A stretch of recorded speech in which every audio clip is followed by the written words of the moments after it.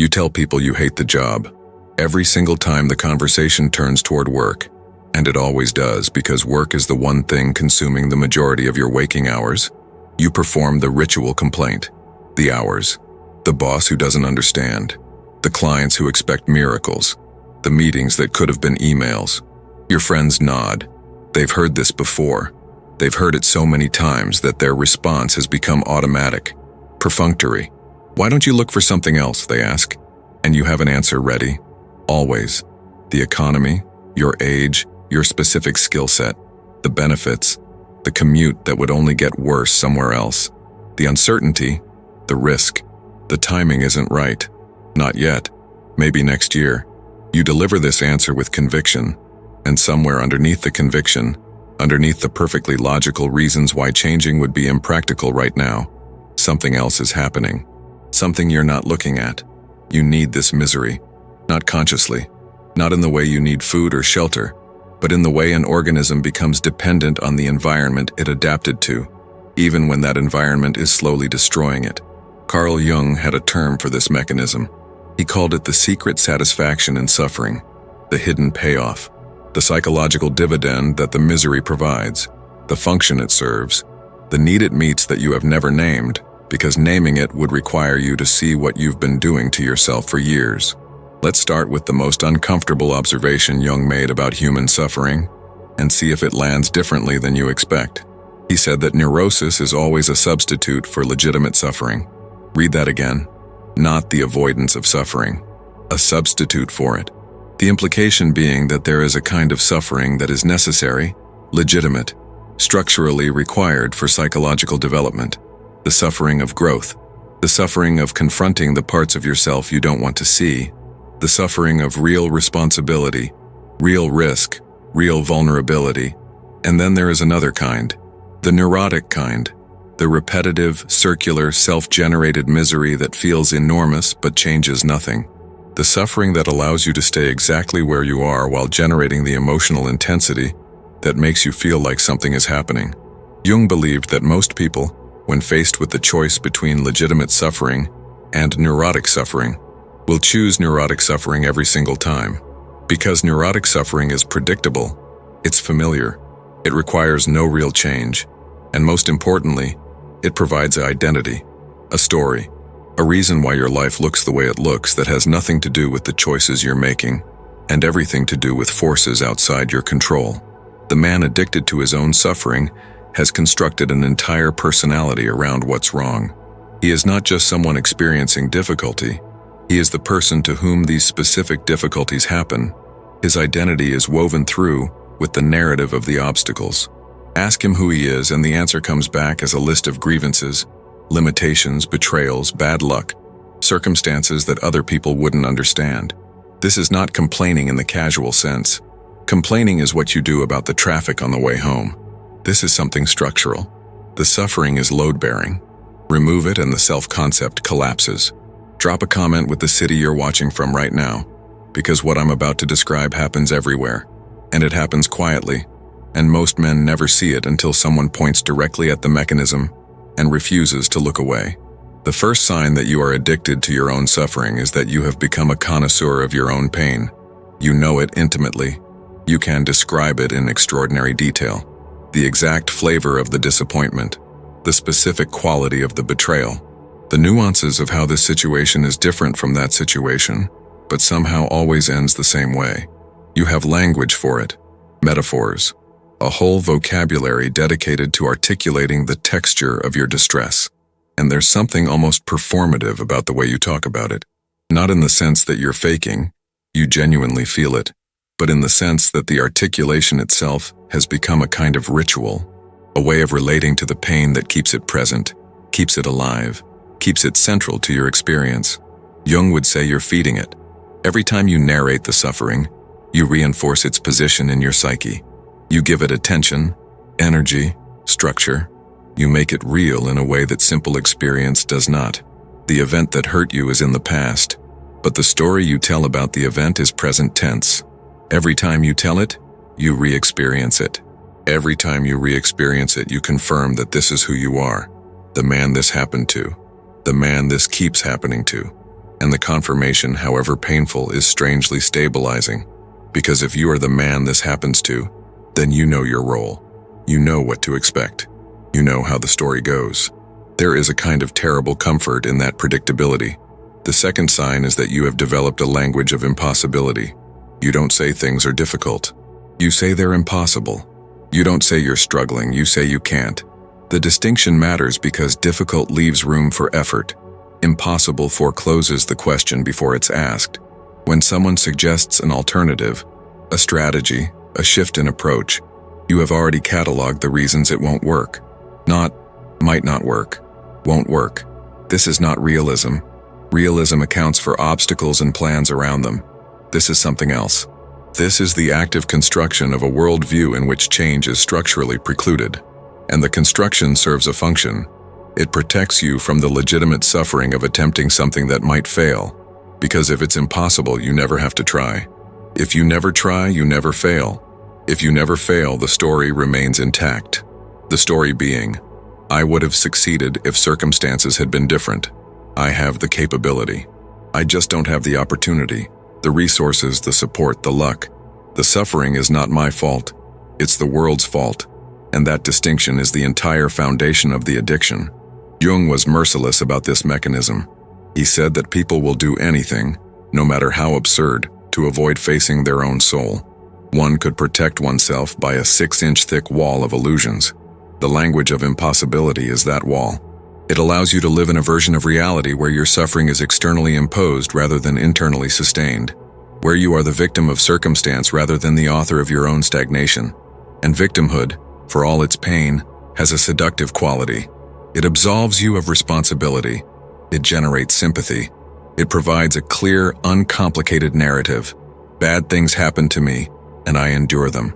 That is a much simpler story than the true one. I am complicit in the continuation of my own misery, because the alternative requires a confrontation I am not yet willing to have. The third sign. You have surrounded yourself with people who validate your suffering rather than challenge it. This is the social architecture of the addiction. You don't keep people around who tell you the truth.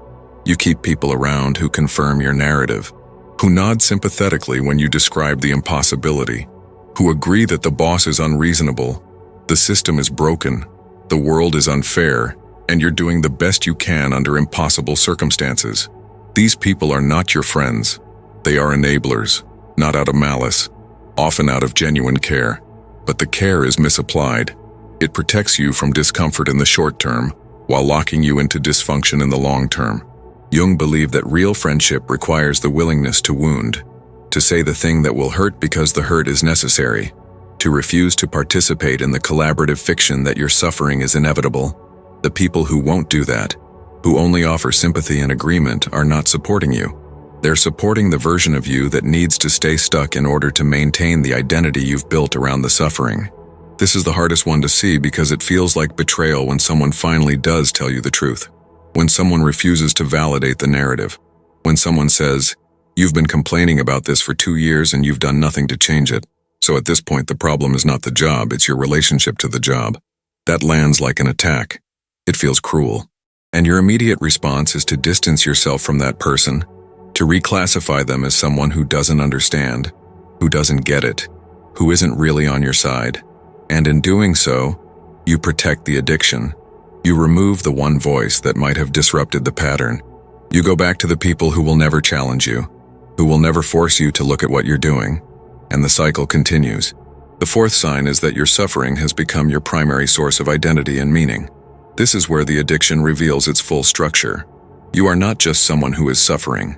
You are someone whose suffering is the most interesting thing about you, the most compelling part of your story, the thing that makes you different, that makes you deep, that proves you've lived, that you've experienced things other people haven't. When you meet someone new and the conversation turns personal, the suffering is what you lead with, not your interests, not your work, not your aspirations, the wounds, the disappointments, the ways life has been harder for you than it looks from the outside. And there's a specific kind of attention you get when you do this. People lean in. They want to know more. They offer their own stories of suffering in return. And for a brief moment, you are connected through shared pain. Jung called this the collective neurosis. The way suffering becomes a social glue, a way of relating that feels intimate but is actually a mutual agreement not to grow. Because if both of you are stuck in your respective narratives of suffering, neither of you has to do the terrifying work of moving past it. You can stay in the pain together, and the togetherness makes the pain feel meaningful, feel like it's serving some higher purpose, but it's not. It's just two people enabling each other's stagnation and calling it depth. The fifth sign is subtler and more insidious. You have started to sabotage your own improvements, not consciously, not in a way you could point to and say, yes, I did that on purpose. But the pattern is unmistakable once you start looking for it.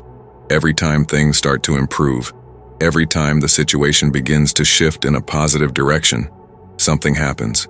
You make a mistake. You pick a fight. You stop doing the thing that was working.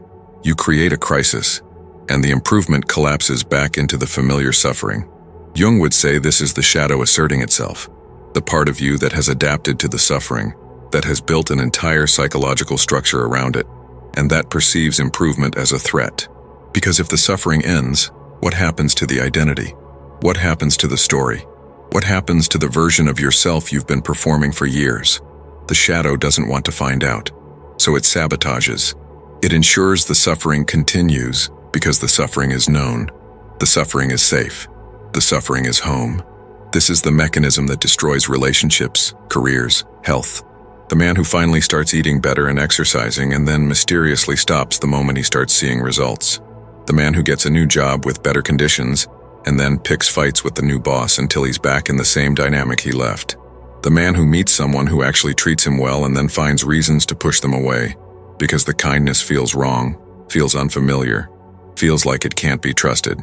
He doesn't want to suffer, not in the conscious, articulated sense, but the part of him that has organized itself around the suffering does, and that part has more control than he realizes. The sixth sign is that you have confused the intensity of your suffering with the depth of your character. You believe on some level that the more you suffer, the more you matter, the more profound you are, the more you've earned your place in the world. This is romantic martyrdom dressed up as existential wisdom. The idea that pain ennobles, that struggle is proof of significance, that the person who has endured the most is somehow the most real, the most authentic, the most worthy of respect. Jung rejected this completely. He said neurotic suffering produces nothing. It does not build character. It does not generate insight. It does not make you more compassionate or wise or deep. It makes you repetitive, stagnant, and exhausting to be around. Legitimate suffering, the kind that comes from growth, from confronting your shadow, from taking real risks and facing real consequences, that produces something, that transforms. But neurotic suffering just spins. It generates heat without light. It feels significant in the moment, but when you look back on it from any distance, you realize you were just running in circles. And the tragedy is that you could have been using that same energy to build something real, to face the legitimate suffering, to grow. But you spent it on the performance of suffering instead, on the narrative, on the identity. And what do you have to show for it? The same problems you had 5 years ago, only now they're more entrenched and you're more exhausted. The seventh sign is the hardest to admit and the most important to recognize. You have become attached to the secondary gains of your suffering, the hidden benefits, the things you get from being the person in pain that you wouldn't get otherwise.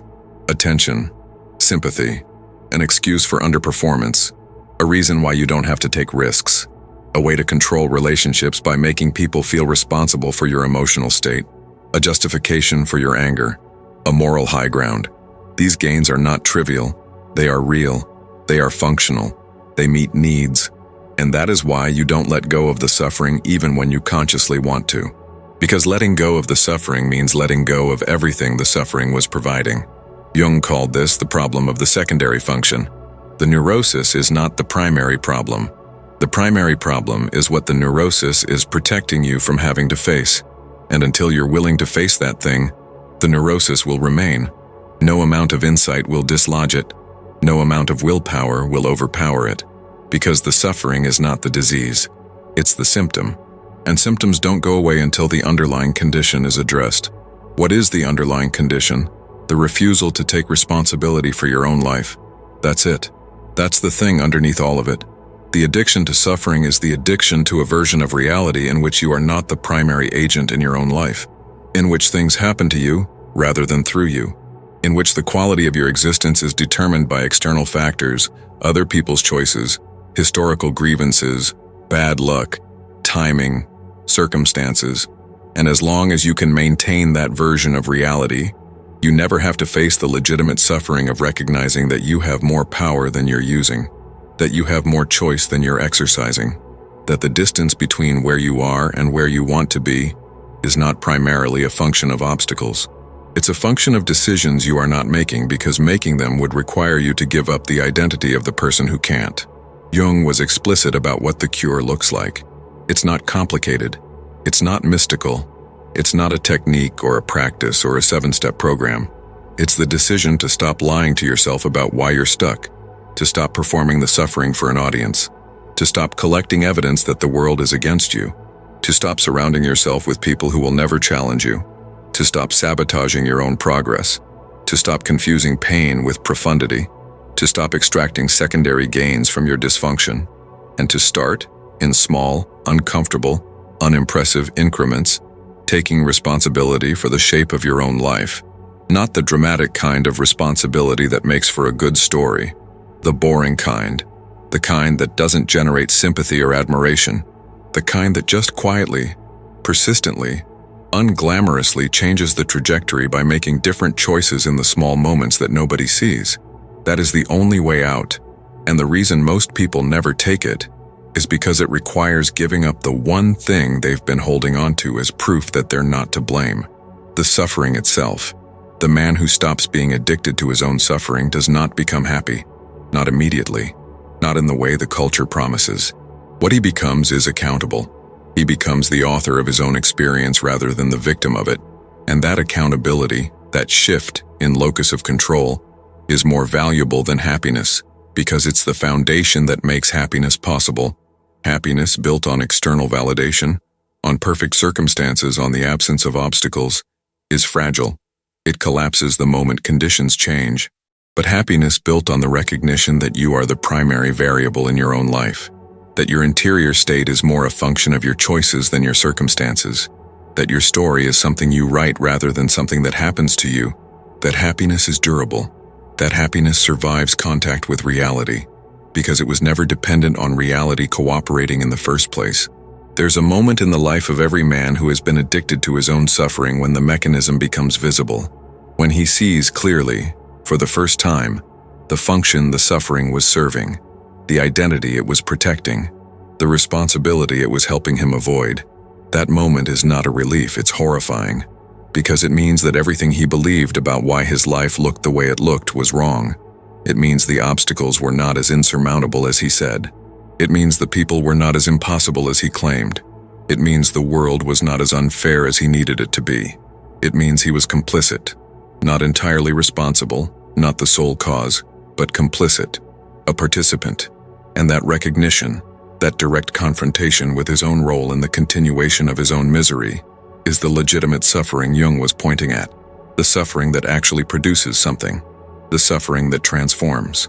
Most men do not make it to that moment. They spend their entire lives inside the addiction, inside the narrative, inside the performance. They die having never seen the mechanism clearly, having never taken full responsibility for what they could have changed. And the tragedy is not that their lives were hard. The tragedy is that their lives were harder than they needed to be, because they spent their energy maintaining the suffering instead of facing it. You can see this in the men who are in their 50s and still telling the same stories they were telling in their 30s, still angry about the same betrayals, still stuck in the same patterns, still blaming the same people. The details have changed, but the structure is identical. They never broke the loop. They never confronted the shadow.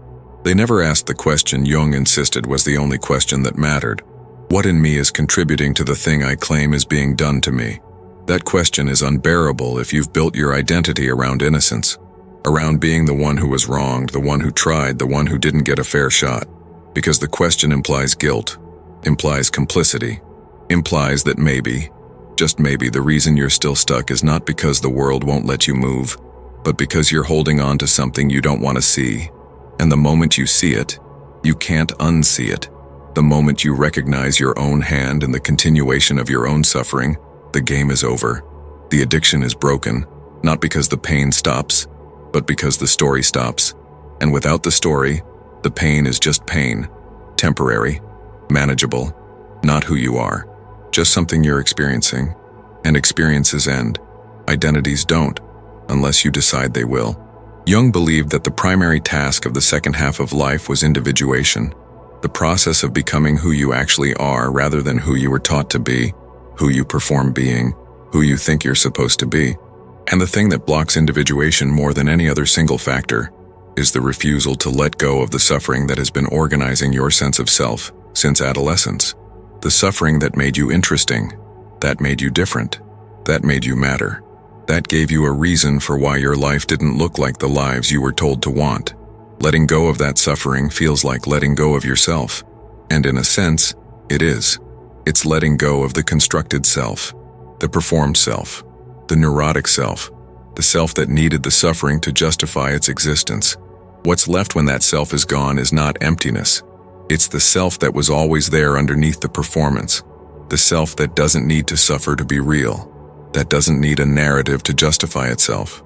That can simply exist, make choices, take responsibility, and build a life based on what it actually wants rather than what it needs to prove. That self has no interest in being interesting. It has no interest in being deep or profound or tragic. It just wants to live, to work, to love, to build things that matter, to have relationships that aren't organized around mutual validation of suffering, to spend its energy on creation rather than narration. And the moment you access that self, even briefly, you realize how much energy you've been spending on the performance, how exhausting it's been to maintain the identity of the sufferer, how much of your life has been organized around defending a story that was never even true. The path out is not a path. It's a single decision, repeated in every moment where the pattern tries to reassert itself. The decision to stop feeding it, to stop narrating it, to stop seeking validation for it, to stop surrounding yourself with people who will confirm it, to stop sabotaging the alternatives, to stop confusing it with depth, to stop extracting benefits from it, and to start in the smallest possible way, taking one action that the suffering said was impossible, not to prove anything, not to achieve anything, just to see what happens when you stop believing your own story about why you can't. That's it. That's the whole thing. And it works, not because it's magical, because the story was always the primary obstacle, not the circumstances, the story. And the moment you stop telling it, the circumstances start to look different, not because they changed, because you're finally seeing them clearly for the first time. If you've recognized even one of these patterns in your own life, here's what you do right now. Comment the words "I let go." That's it. No explanation, no story, just those 3 words. You're not confessing anything to me or performing transformation for an audience. You're making a statement to the part of yourself that's been feeding on the repetition, and you're putting it on record that today you saw the mechanism and you're choosing differently. And if enough men do this together right here, it stops being a personal decision and becomes a collective break in the pattern that's been running most of you since you were 15. Now hit subscribe and turn on notifications, because the man who stops feeding his suffering needs to know what to do with the energy he just reclaimed. And the next video shows you exactly where that energy goes when you finally point it at something real instead of something repetitive. This is the part where everything you thought you knew about your own capacity gets recalibrated completely, and you're not going to want to miss it. The men who reclaim that energy discover something nobody prepared them for. Boredom. Real boredom. Not the manufactured kind that scrolling fixes. The deeper kind. The kind that sits in the center of your chest like a question that won't resolve. You spent years feeding the suffering because the suffering was at least familiar, at least rhythmic, at least gave you something to do with your attention when the silence got too loud. Now the silence is here, and it's not threatening exactly, but it's not comfortable either. And this is where most men abort the entire process because they mistake the discomfort of genuine freedom for evidence that something went wrong. Nothing went wrong. You're just meeting yourself without the costume. The man underneath the performance, underneath the repetition, underneath the carefully maintained wound that gave you an identity and a story and a reason to stay small. That man doesn't know what to do with himself yet because he's been in captivity so long that open space feels like a threat. Jung called this the encounter with the self, capital S, the part of you that exists independent of the roles, the wounds, the social scripts. Most people spend their entire lives avoiding this encounter because it requires you to be responsible for what you actually are instead of what happened to you. The responsibility is the price. You can't stay in victim consciousness and also be free. You can't keep the story and also grow past it. Something has to be sacrificed, and what has to be sacrificed is the version of you that needed the suffering to make sense, that organized your entire personality around the wound, that introduced yourself at parties through the filter of what hurt you. That version was real. That version served a function. But that version is also what's been keeping you in the same emotional room for a decade, repainting the walls every few years and calling it progress. Jung had a concept he called circumambulation, walking around the center without ever actually arriving at it. Most men in emotional repetition are doing this constantly. They orbit the real issue, get close enough to feel its gravity, then veer off and start another lap. Therapy that goes nowhere. Relationships that replay the same fight in different apartments. Jobs that feel different on paper, but produce the same hollow feeling by month 6. The content changes, but the structure stays identical because the structure is the addiction, and the addict doesn't want the drug to stop working. He wants to believe the next hit will be different. Here's what changes when you stop walking in circles. You become able to tolerate success. That sounds simple, but it's not. The man who has built his identity on suffering has a success ceiling that he's not consciously aware of until he hits it. He gets close to the breakthrough, the relationship that might actually work, the project that might actually matter, the version of his life that doesn't require the narrative of struggle, and something inside him sabotages it. Not dramatically, just enough. The passive-aggressive comment that kills the intimacy, the procrastination that tanks the opportunity, the risk he doesn't take because the timing's not quite right, and the timing is never quite right, and eventually he realizes the timing was never the issue. The issue is that success would require him to be someone he doesn't recognize, someone who doesn't need the struggle to feel real, someone whose value isn't measured by how much he's overcome, but by what he's actually built.